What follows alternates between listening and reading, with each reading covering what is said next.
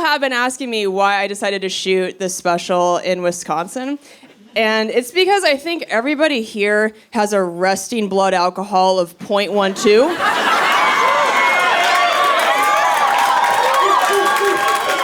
There it is. There it is.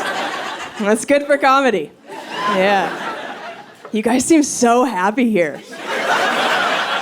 Just slamming cheese curds? I love it.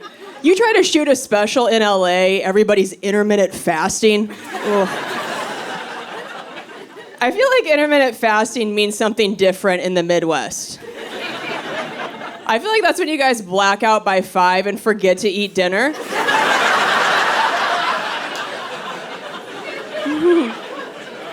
You just wake up the next morning like, I feel good.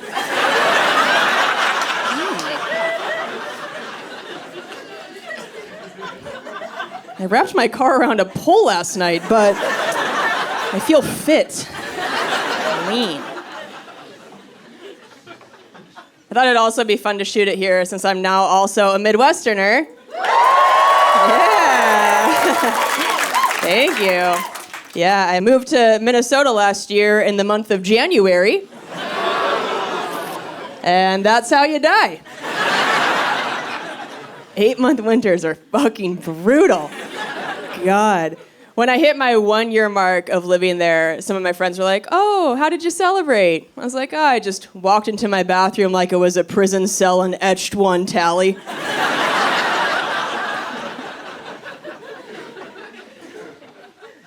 I did learn a lot by moving there then. I learned that, God forbid you try using a bidet there in the winter. That water feels like local anesthesia. Did not feel my beehole for 5 months. It's such a weird state. Right when I moved there, I turned on the TV and there were commercials for vacations to Alaska. And that's when I knew I fucked up. I was like, oh, these are broken people. If Alaska is their Cancun.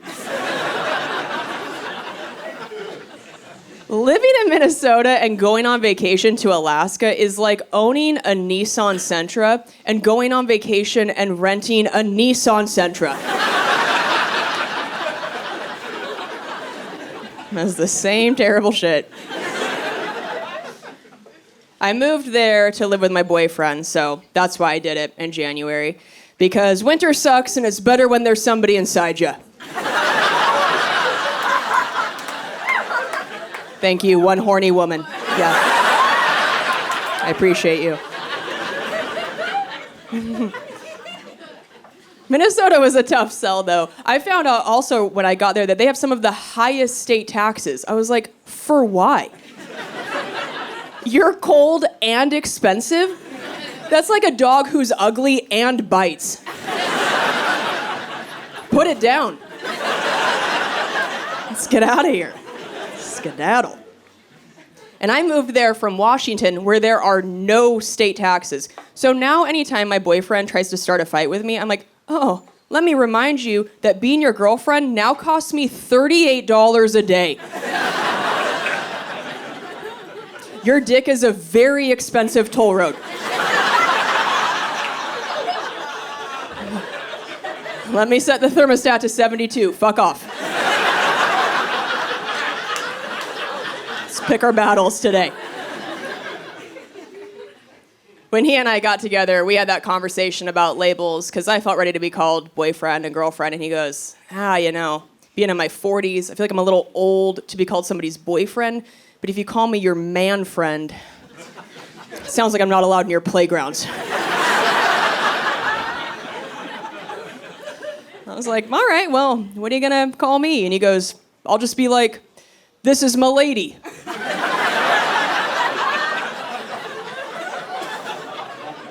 And I was like, well, we're not at a Renaissance fair. So no. Also, I can't use the equivalent of that. I can't be like, Mom, Dad, I'd like you to meet my lord.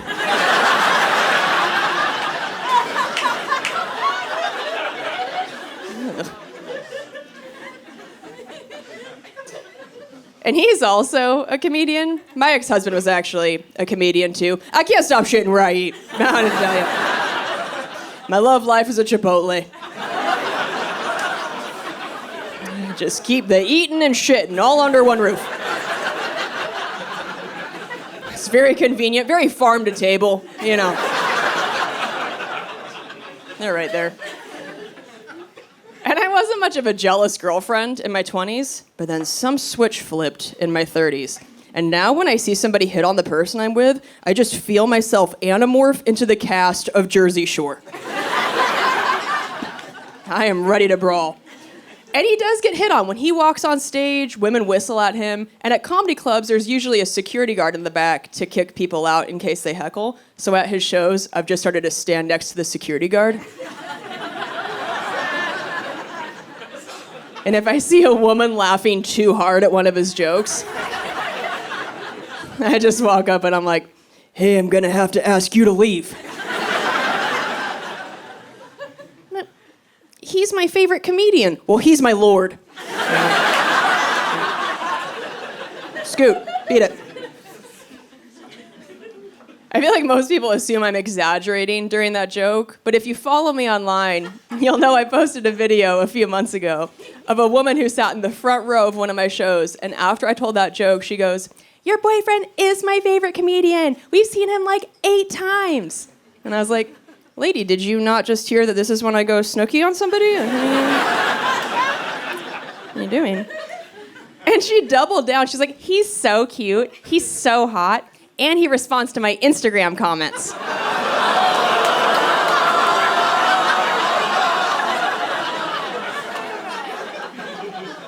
And that's when I took out my hoop earrings.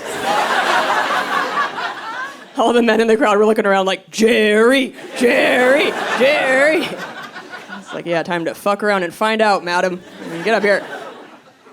I don't actually worry about my boyfriend cheating on me. I feel like men's bodies start to really turn on them in their 40s. He has to wake up every 2 hours in the night to pee. And when I see him in the morning with bags under his eyes, I hug him and I go, babe, I'm sorry you didn't sleep well. And then I think, you're too exhausted to cheat on me. You're not getting enough REM to pull off 2 relationships.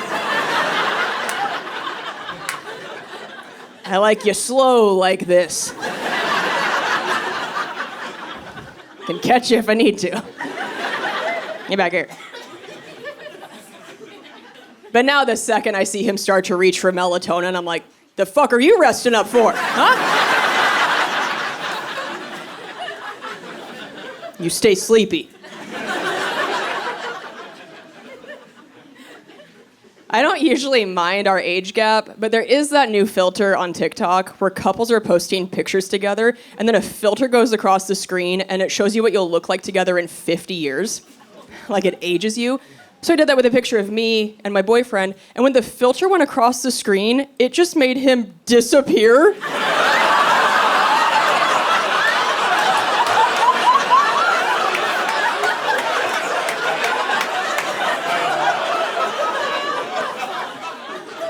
It was just me holding an urn. I was like, what? No, please. And my boyfriend was like, I want to see the picture. I was like, oh, my phone died. And so did you. What am I going to do? He does hate that he looks older than me. He's been trying to get me to look older faster. I think he wants to, like, microwave my face. On my birthday, as a prank, he hid all of my expensive skin creams, and when I opened my bathroom cupboard, there was just a pack of cigarettes. A tanning bed coupon. Well, be careful what you wish for. You're gonna wake up next to Mick Jagger. I have been telling my single friends that they should date somebody older than them. It's the best. They got their lives together. They're financially secure. My boyfriend has a lake cabin. You think I give a shit that he has a fake hip? I don't. I don't need somebody to be able to jump rope to get me wet. I'm I'm riding on a jet ski. I'm coming 5 times on that thing anyway. My boyfriend shows me his credit score while we're on the jet ski. I'm like, oh my God. Our neighbors are like, wow, look at all the water coming off that thing. I'm like, that's not water, Diane. That's all me, baby. Happy 4th. Peace be with you. I will say, if you date somebody older than you, sometimes people think you have daddy issues. And they're right. My dad was an international yo-yo man for a living. That sentence should not even exist. I don't know if when you were growing up, a guy came to your school and did yo-yo demonstrations. Yeah, that's the man who made me. That's not great. I do love my dad. I think he gave me a very specific amount of daddy issues. Like, I have enough to have become a comedian, but not enough to have an OnlyFans. My dad's just a little too supportive for me to have one of those. If I tried to post my boobs online behind a paywall and posted some link that was like, for my biggest fans only, my dad would read that and go, well, I'm obviously my daughter's biggest fan. Oh, God, no. No. Kelsey Evelyn.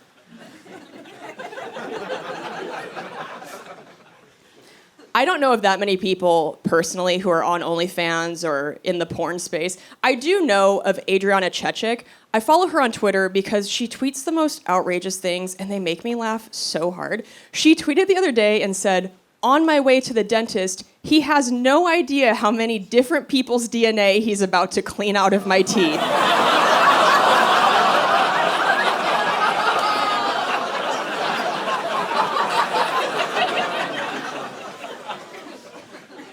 I say some dirty things up here, but I read that and was like, my heavens. Adriana, I mean, God forbid something ever happens to her, there are going to be so many suspects. That is a crime scene of a mouth. Detectives are going to be like, was she killed by a village? What happened here? It's just not wise.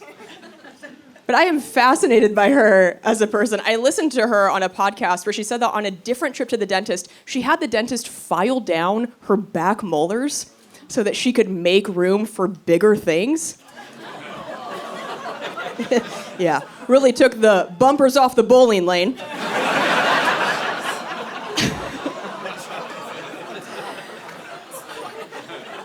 And I heard that and was like, what a commitment to the craft. I mean, I'm not even willing to wear heels up here for you folks. She's out there changing her dental records. Good Christ, what a go-getter. I told that joke in Grand Rapids a few months ago where nothing good ever happens. And there was a dentist in the crowd, and she was blackout drunk. And she starts shouting, she goes, we can tell when somebody's in porn. And I was like, well, none of us are going to be able to move on with our lives until you tell us. So. Floor is yours, okay? You have hijacked the show.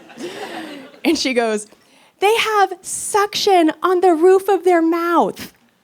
I was like the ghost of a blowjob? What are you talking about? That is so not how I thought you would be able to tell, right? I thought she was going to say that when they put the little vacuum hose in there, that the person's like, they're like, hey.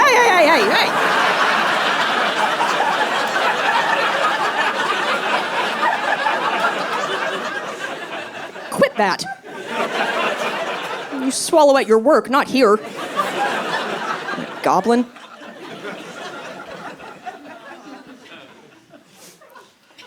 I know that I have to have some daddy issues because my boyfriend's name is Chad.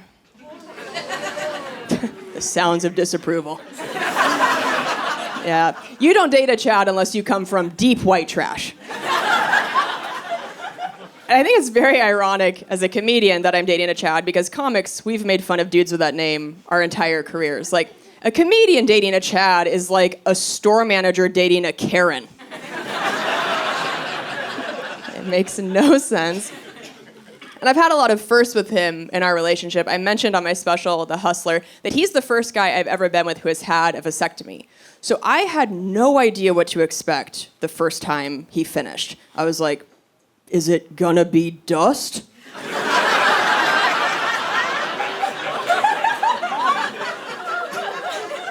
Like when you blow into a Nintendo cartridge, it's like, oh God, my eyes. I had no idea what was gonna happen. So I decided to do some research in a lab called my mouth. And you're welcome, we're all adults here. And I'm happy to report my findings that I believe it's essentially diet cum.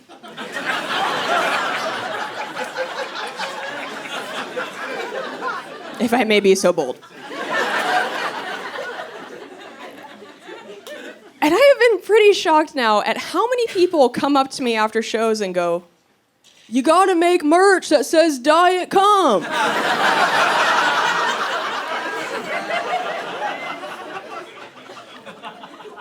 And I'm like, who would wear that?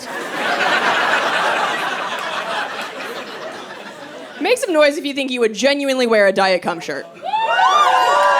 Oh my God, liar, liar.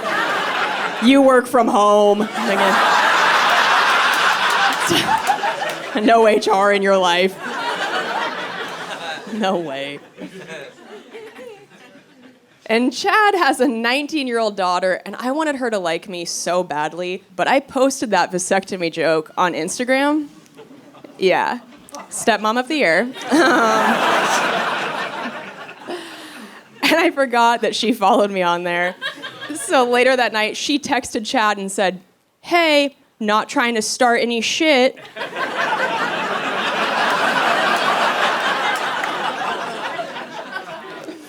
But just thought you should know, I definitely unfollowed your girlfriend today. And I thought, well, it's probably a good idea because I bet I'm gonna post the joke that I'm currently telling you guys, and I don't think she's gonna like this one either. By the way, I don't blame her at all for unfollowing me. I totally get it. I was just bummed because I was hoping that Instagram was gonna be how I could connect with this teenage girl, you know? Like, before I met her, my friends were like, "Oh, don't be nervous. She's gonna love you. She's gonna think it's so cool that your videos get a bunch of views." And I was like, "Oh, you mean the one about me blowing her dad?"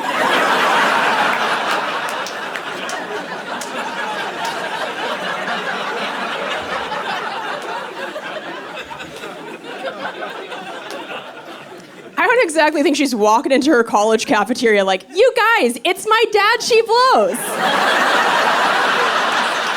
You guys.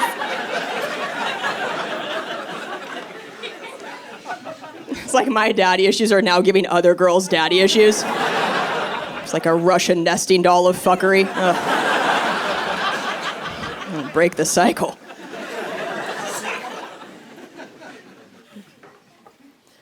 I feel like I should know more about things like vasectomies because I don't know if you guys had this in high school where you could get voted, you know, best dressed or most athletic, but I had that in middle school. And when I was in 7th grade, I got voted most likely to become a sex ed teacher.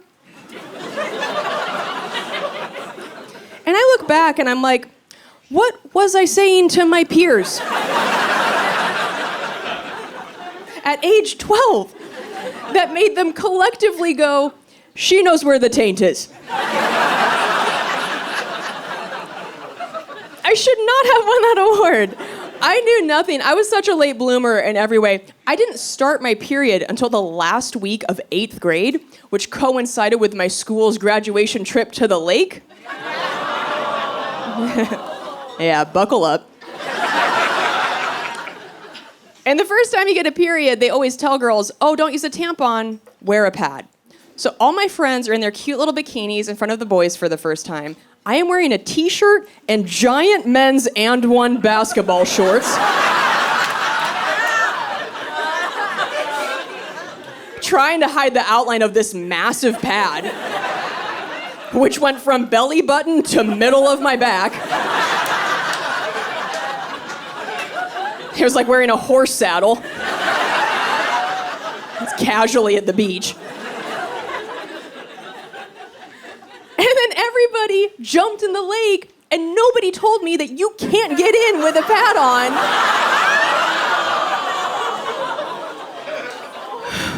So I jumped in too, and that thing started dragging me to the bottom of the lake. I was like, no.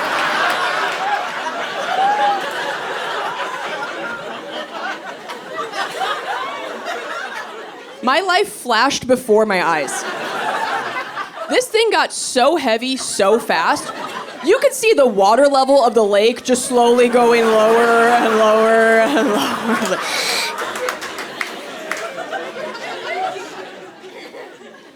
And I'm a terrible swimmer. I death gripped onto her friend's shoulder. She was like, "What are you doing?" I was like, "I'm bleeding and drowning, please. Help." So people flopped me up onto the dock, and I stood up, and in front of every boy in my grade, 20 gallons of water dumped out of my shorts for 40 straight seconds. Like the world's grossest magician. I'm like, oh, it's still going. Okay, well. And that is how you don't get fingered until your senior year.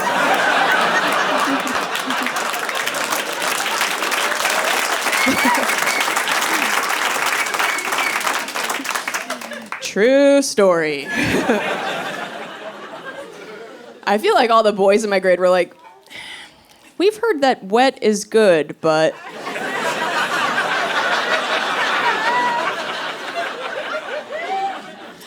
That seems too wet. I don't think there's supposed to be fish coming out of there.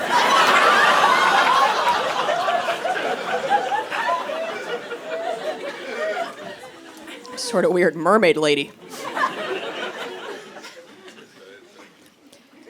I actually got an IUD in recently because I heard that they could just make your period go away, but the procedure is a nightmare. They basically shove a Lego in your uterus while you're wide awake. I thought for sure I was gonna get knocked out for this. The doctor was like, "No." I was like, "Okay. What do you guys do for the pain?" She's like, "Oh, take a Tylenol, make a wish."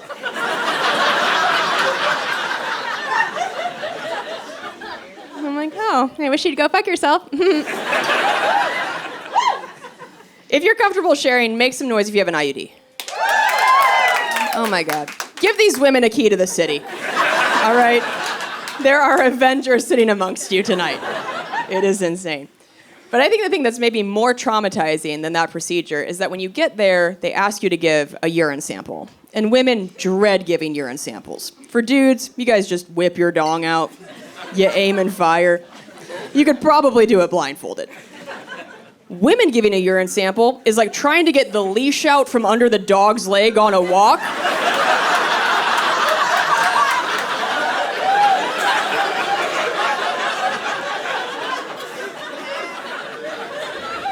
You're like, okay, this way, maybe this way.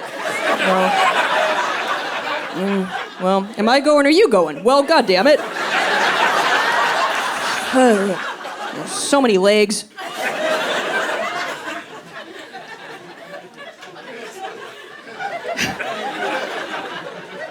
Because women only pee straight for 2 of the 20 seconds we pee. The rest of the time, it looks like somebody just poked a hole in a Capri Sun and then started stepping on it. You're like, well,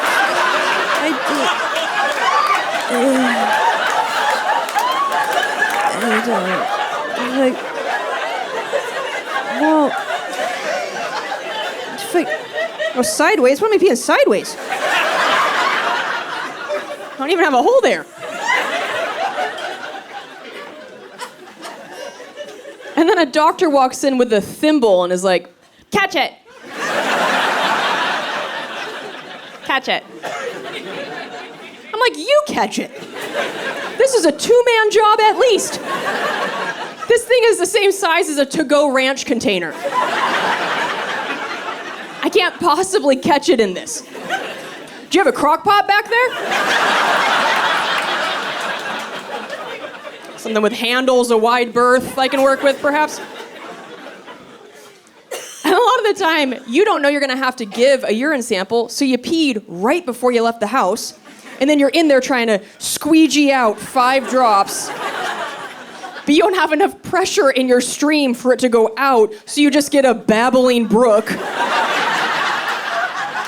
that hugs your body and drops off a butt cheek in the back. Like,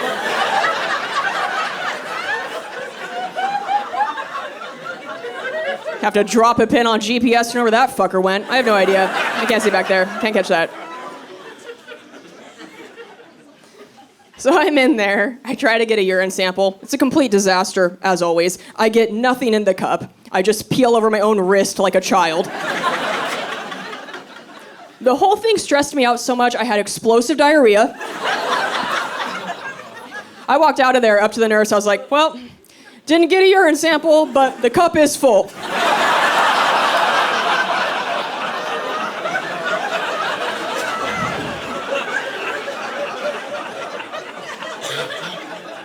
Test what you can, I guess. But it's a broken system. It's not my fault. You fix it. And then you lay back, and they do the procedure, and an IUD can stay in you for 8 years. So after they're done, the nurse hands you a sticker with a date on it of 8 years from that day, so you know when to replace it. So I just pop that on my windshield next to my oil change sticker.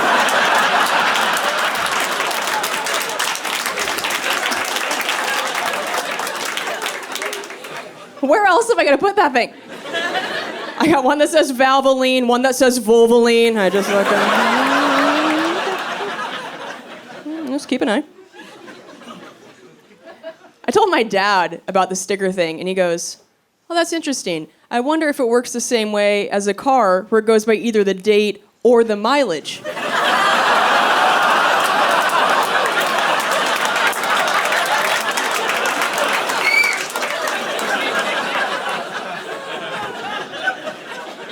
I was like, shut your mouth, Dad. I mean, I'm definitely gonna use it on stage, but shut your mouth. Sicko. We're not friends. I don't want to joke with you like that. You're gonna make me start an OnlyFans and keep that shit up. Shut up.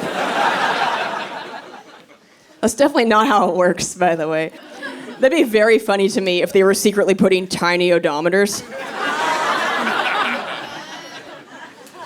You go in for a checkup, the doctor's like, oh, somebody had a busy April. Jesus Christ.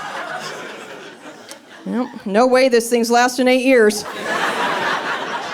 And you're burning the tires clean off this thing. Slow down.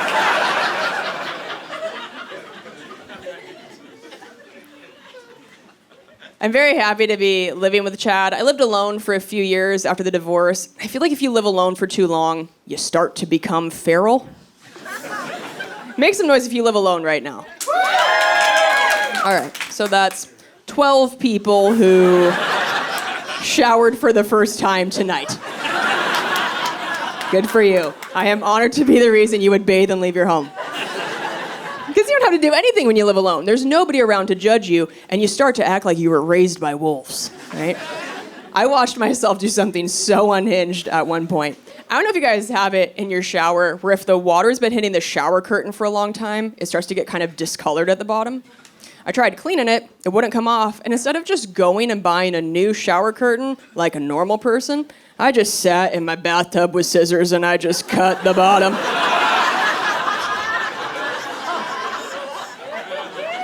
I just went full meth head. I was just like, ay. Arts and crafts. I literally gave my shower bangs. It's not a mentally stable place to be in.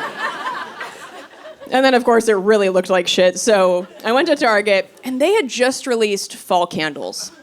And I learned that day that if you smell candles for 30 minutes straight, you will accidentally get a little fucking high. Nothing crazy, but I'm a lightweight, and nobody in the DARE program talked to me about candles. So I was unprepared for what happened to my body. So I was floating around Target. I grabbed the shower curtain I wanted, and when I went home and hung it up, it only stretched like half the length of my shower, and it was so long, 5 extra feet of fabric coming off the bottom of this thing. And my stepsister came over the next day, and she used my bathroom, and she came out and she goes, "Why do you have a window curtain in there?"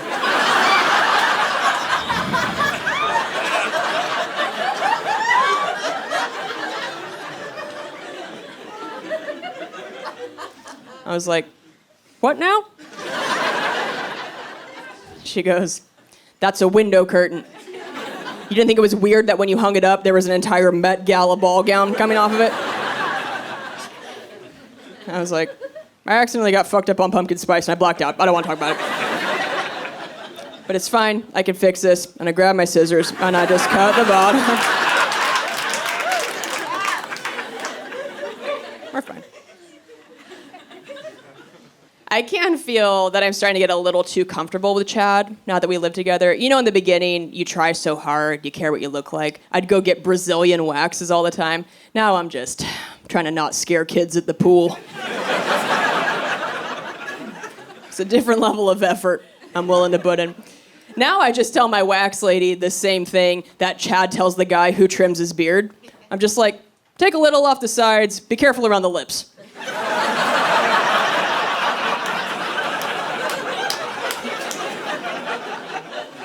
Let's not get crazy. I am pretty shocked at the lengths that young girls now are willing to go to attract boys. I don't know if you guys have heard of this trend through TikTok called vabbing. Okay, I just found out about this. Apparently, some teenage girls now, before they leave the house, are sticking their fingers down there and then wiping it on their neck to try to use their pheromones to attract boys.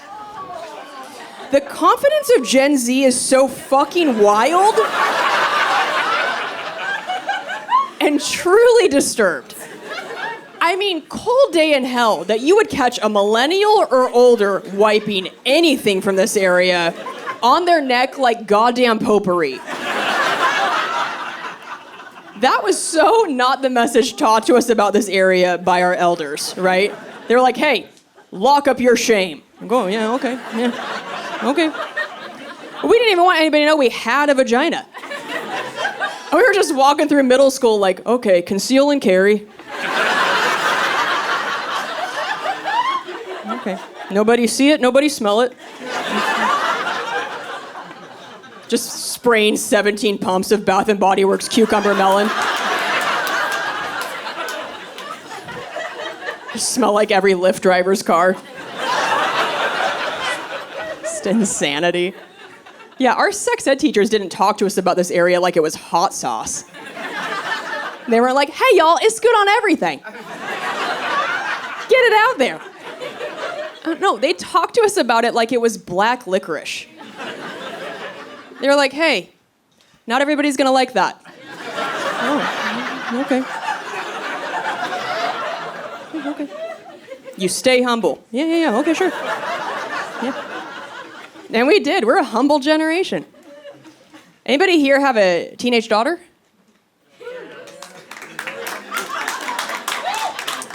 Well, don't smell their neck.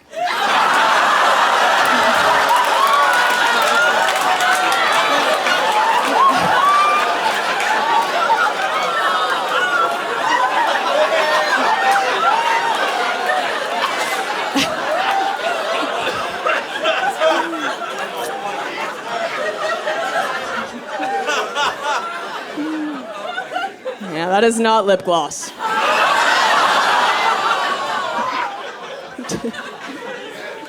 Sounds like a town hall meeting in here. You guys are like, "Oh, hey! This is an outrage!"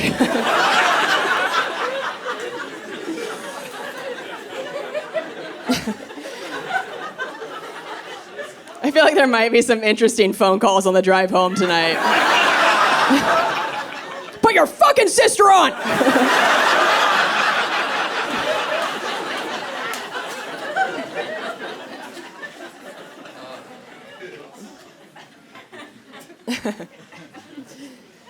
I do actually want to try and keep the magic alive with Chad for as long as I can. And my ex and I got pretty gross together toward the end. He and I always lived in a place that only had one bathroom, and he would go in there and take 45-minute man shits. And I finally asked him, I was like, hey, why does it take you so long to do that? And he goes, well, my doctor told me that it's bad to push, so I don't push. I just sit and I let it fall out.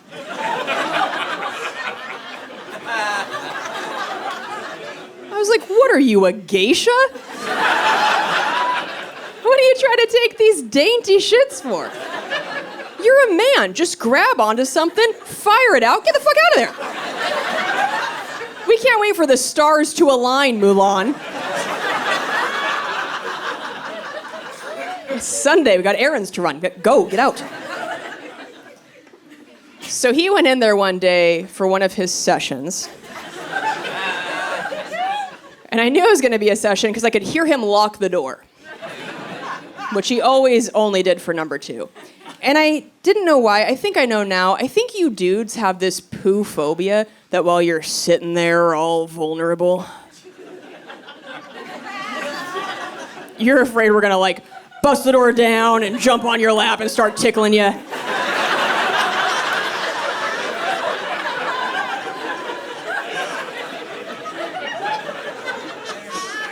Like, I'm not Steve-O. Why would I do that?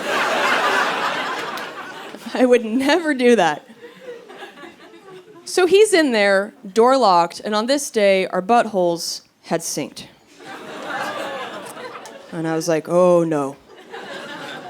Because I have IBS, so when I gotta go, I gotta go. So I texted him, and I was like, hey, I'm about to shit my pants. Siren emoji.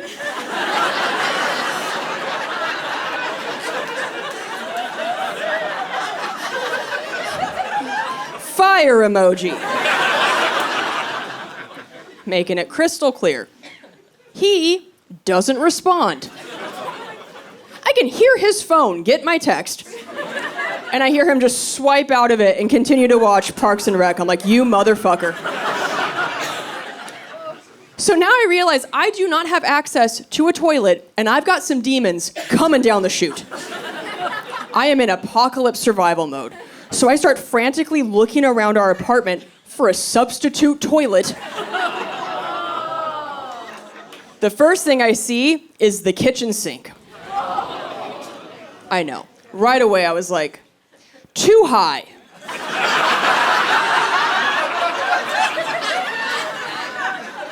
It's a lot of gymnastics I'm not qualified for. Next thing I see is my ex's favorite hat, which emotionally felt like the right choice, because I was ready to soft serve him some piping hot justice.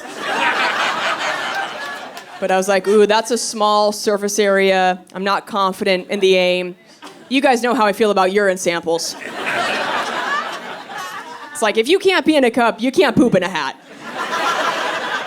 That's a Dr. Seuss book we all grew up with. Everybody knows you can't do that. And so I looked, and I looked, and I had to shit in an empty cardboard Amazon box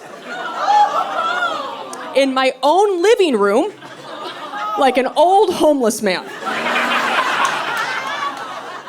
That changes you as a person. I was just squatting and crying. Our cats walked up to me and booped noses. I was like, get out of here, go. They just watched me from the corner with giant eyes.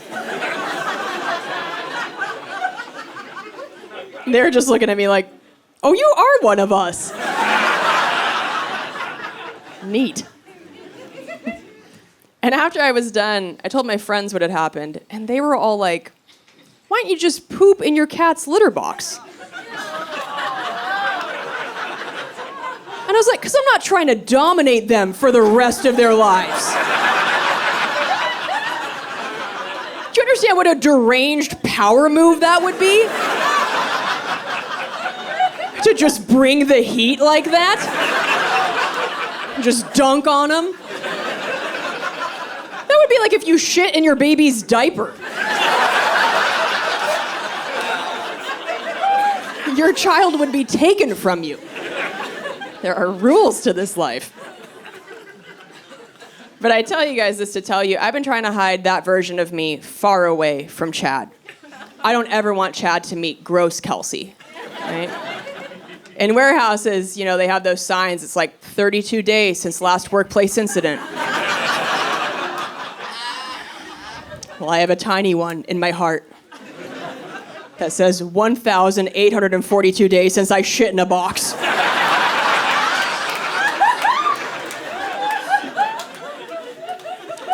I'm trying to keep that number very high. But when Chad and I moved in together last year, we celebrated, we went out, we drank a bunch of tequila, and then the next morning, I got Chipotle. Bad choices. And we went back to our new place, and I went into one of the bathrooms to do my business. But it's a new bathroom to me, so I turned on what I thought was the fan. Turns out it was the heater. That's not what you want.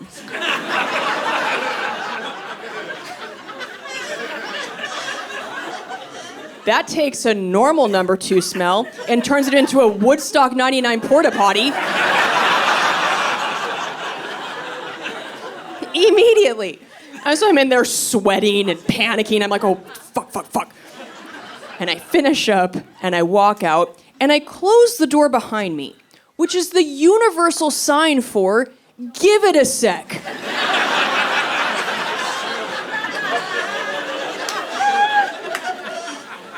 No one needs to go in here for the next 2 to 49 hours. Change your plans, change your route. Chad completely ignores this major sign that I'm throwing up at him. He just blows right by me and walks in there to get a Kleenex. My brain in slow-mo was like, don't go in there. And he came out and I was like,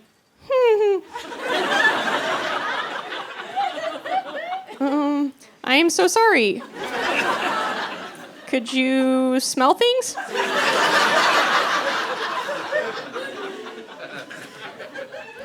And he goes, I couldn't smell anything. You're fine. And I was like, oh, thank God. You might want to take a COVID test.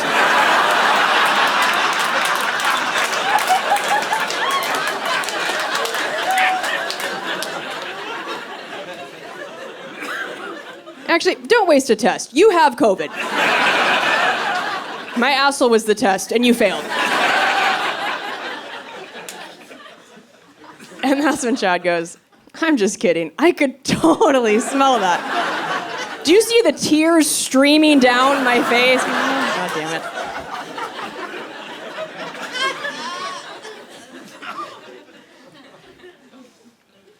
So something I've learned is that a lot of people don't realize that comedians know how to not be comedians off stage. Like, some people just think we're always set to clown mode or something. Because a few years ago, my mom got sick and she was in the hospital for part of the time. And 3 weeks in, her doctor turns to me and goes, so I heard you're a comedian. And I was like, yeah, I am. He goes, oh, just surprises me because I don't really get a funny vibe from you. And I was like, well, my mom's still in the hospital after 3 weeks, so I'm not really getting a great doctor vibe.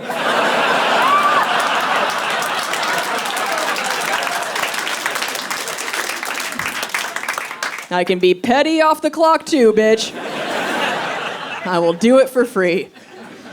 Also, what does a funny vibe look like to this guy? We're in a hospital. You think I'm gonna walk through the waiting room honking boobs like, hee hee hee hee hee hee hee? It's like, people are bleeding out. You gotta clock out sometimes. But here's the thing. When my mom was in the hospital, she ended up getting diagnosed with dementia, which has, of course, been the most heartbreaking thing to go through. But she is so smart and so funny that even with dementia, she's still pretty crafty, like still tries to prank people. So she and my brother were talking. He thought it was going well. And then all of a sudden, she just starts shouting, "Nurse! Nurse!"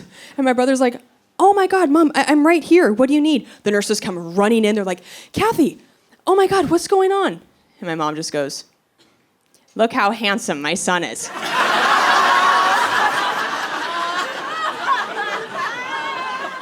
I'm like, are you out of your fucking mind? You cannot be the mom who cried hot son. You're gonna get kicked out of the home. Because now I feel like next time she actually needs help, the nurse is just gonna pop her head around from 50 feet away and be like, "Oh, let me guess, Kathy, is your daughter funny? Is that what you're screaming at us for?" It'd be so great if she was like, "She's okay." I don't really get a funny vibe from her, but just want some apple juice. I have to tell you guys something that just happened. My cousin and I visited my mom, and we thought that my mom had fallen asleep. So my cousin decided to tell me that she just took her 2 high school nieces out to dinner, and her nieces are obsessed with mukbang videos. You guys know what mukbang videos are? Okay, if you don't know, it's this big trend on YouTube. People order massive quantities of food, and they eat them on camera. So her nieces love these mukbang videos, and they're at dinner, and one of her nieces cleans her plate so fast. And my cousin looks at her and goes, "Wow, Bailey, you should do your own bukkake videos."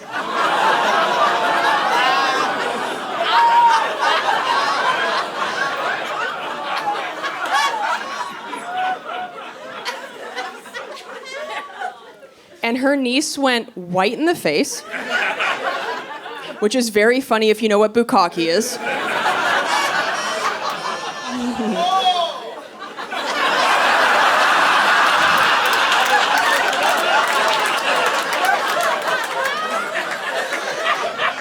Remember that .12 resting blood alcohol? I was talking about.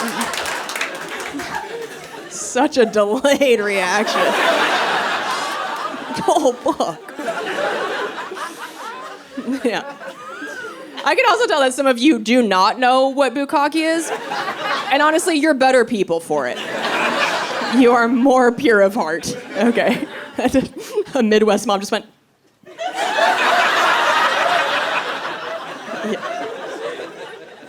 If you want to find out what it is, give it a Google later. Don't do it at work, you'll get fired. It is a finishing move in the world of porn. And I'm like dying laughing at this story. And then all of a sudden, my mom goes, "I've done bukkake once."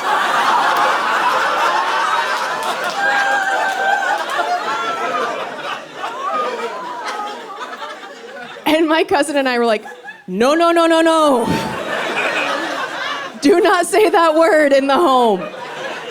I promise it is not whatever you think it is. It's not some fitness class you took at the YMCA." I'm sure my mom was just sitting there listening like, "Oh, well, Zumba was full that one day, so I think I popped over to bukkake." It's like, "No, you did not. No, you did not. Nope, you never did that."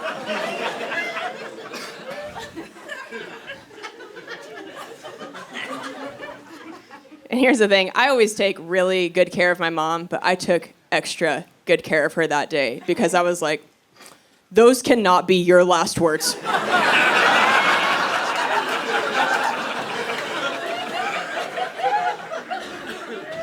Don't you dare. And this is strange, but my entire family and I, including my mom, are actually world champion foosball players. Yeah, thank you. And my mom is in the Foosball Hall of Fame. Yeah. But every time my mom gets a new nurse, the nurse will always ask her about her life. And my mom always goes, "Well, I'm in the Foosball Hall of Fame."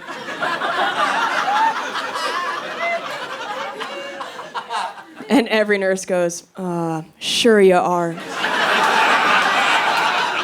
Mm-hmm. And I'm always standing there like, "Oh, yeah, no, I know that sounds made up, but I swear it's real." And the nurse is like, "Hey, you don't have to."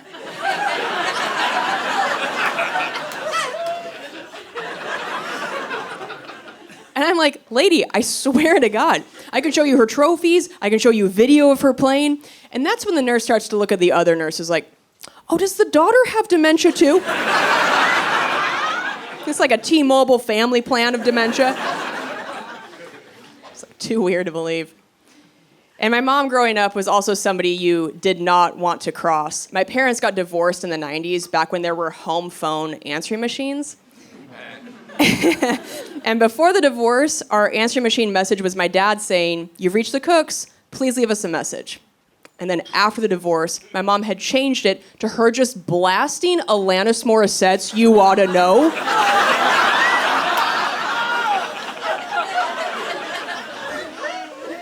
So every time my dad would call, my mom would let it go to the machine so that if he wanted to leave a message for her, every time, he first had to sit through the lyrics, and I'm here to remind you of the mess you left when you went away.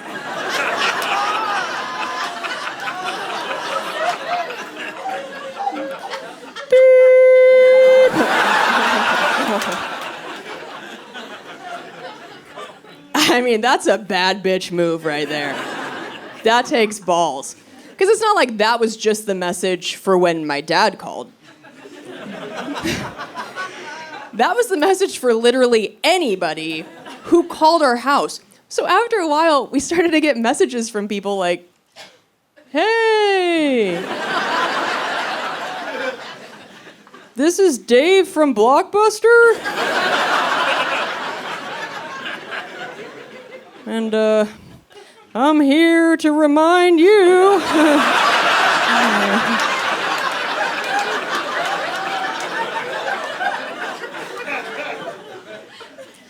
"Your Space Jam VHS is overdue. Really sorry about whatever you're going through."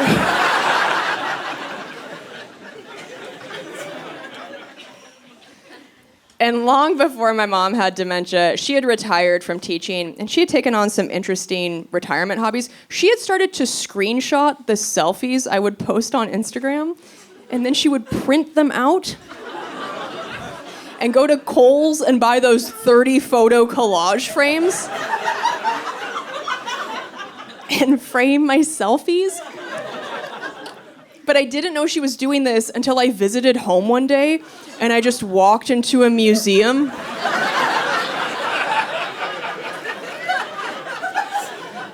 Of my narcissism. And my mom crept up behind me. She was like, "Do you love it?"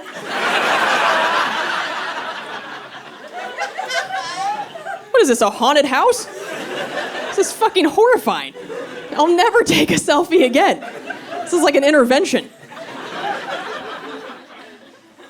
But here's the thing. Nobody had taught my mom how to crop a screenshot. So all of these printed, framed photos show her phone battery percentage.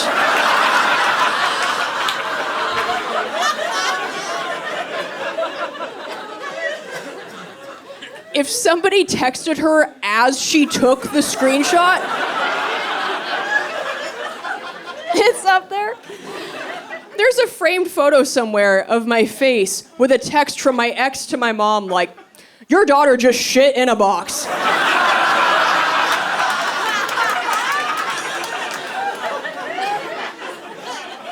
Please advise.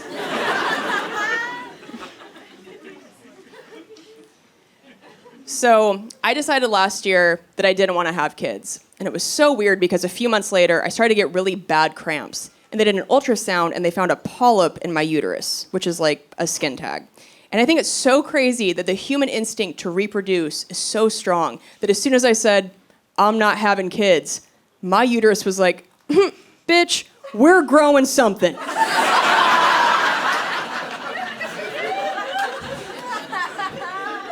You have been zero help.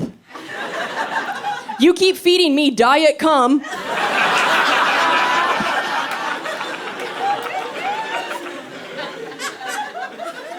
Just hangs out in here, makes the floor sticky. I don't know. The IUD doesn't know what to do with it. Chad's had a vasectomy, so there's nothing to defend. It's like 2 goalies on a soccer field with no other players.